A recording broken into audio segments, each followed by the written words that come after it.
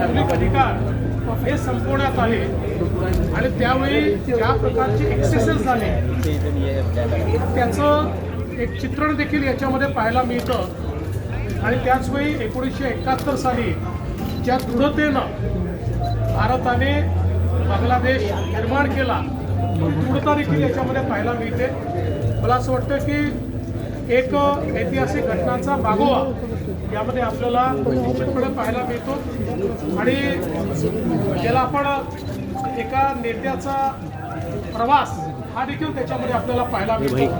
मला असं वाटतं की कंगराजींचं मी त्यांनी जे अतिशय प्रभावीपणे इंदिराजींचं कॅरेक्टर उभं केलं आहे त्याबद्दल त्यांचं अभिनंदन करतो। सर हिंदी में जानना चाहेंगे, आज आपने इमरजेंसी फिल्म देखी है। इमरजेंसी इस फिल्म का स्पेशल शो मैंने देखा।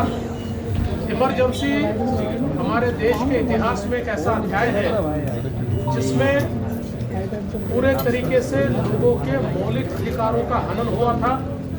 भारत के संविधान को एक प्रकार से बंद कर दिया गया था। लाखों नेताओं को 2-2 साल जेलों में बंद किया गया था और जिस प्रकार से जनता के ऊपर उस समय अत्याचार हुआ था, इन सारी चीज़ों को बहुत प्रभावी ढंग से इस फिल्म में रखा है। लेकिन साथ साथ कंगरा जी ने जिस प्रकार से स्वर्गीय श्रीमती इंदिरा जी का कैरेक्टर इसमें हमारे सामने लाया है, मैं उनको बधाई देना चाहता हूँ। बहुत प्रभावी ढंग से उन्होंने उसको लाया है और केवल इमरजेंसी का काला कार्यकाल नहीं, तो उससे पहले इस देश में इंदिरा जी के नेतृत्व में 71 की जो लड़ाई हुई थी उसको भी बड़े अच्छे ढंग से सामने लाया गया है। तो मैं ऐसा मानता हूँ कि एक प्रकार से उनकी जो लाइफ जर्नी है वो लाइफ जर्नी भी इस पिक्चर के माध्यम से हमारे सामने आती है और देश का एक ऐसा इतिहास कि जो शायद लोकतंत्र को अगर जीवित रखना है तो जो इतिहास सबको पता होना चाहिए वो इतिहास भी इस फिल्म के माध्यम से हमारे सामने आता है।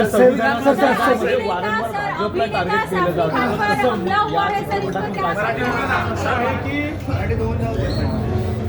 या सिनेमातनं लोकांना लक्षात येईल, कारण ज्यावेळेस इमर्जन्सी लागली, माझे वडील 2 वर्ष इमर्जन्सी जेलमध्ये होते, मी फार लहान होतो, 5-6 वर्षाचा होतो, पण आमच्या नंतरच्या पिढीला इमर्जन्सी काय माहिती नाही।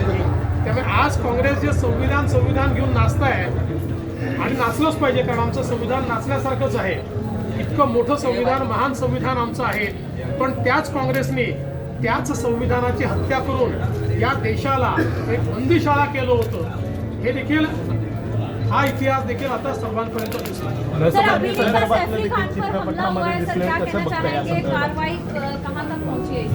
कि इसके का हमला है, इसके पीछे क्या है, किस प्रकार की मंशा से ये हुआ, ये सारी चीजें आपके सामने आ रही हैं।